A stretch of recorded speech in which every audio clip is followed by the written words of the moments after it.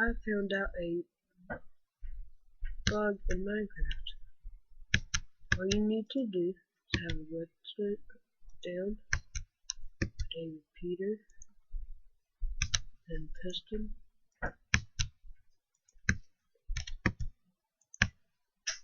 Light it up, that way the redstone is.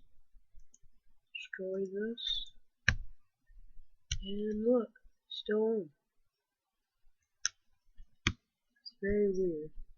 And there's no redstone wiring underneath it, it's just a bug. Don't know why. Just something I found out. Yeah. Check out Jadester, I think. I didn't get his name right, sorry. Don't really know how to pronounce it.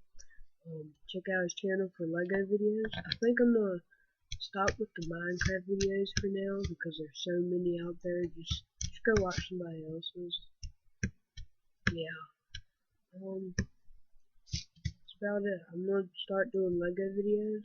I think I'm gonna make a funny channel, so check that out. Yeah. I made a 1x3 pink Lego block in Minecraft here. Yeah. I think I'm gonna stop with the Minecraft videos. Yeah. I use UCam and bye.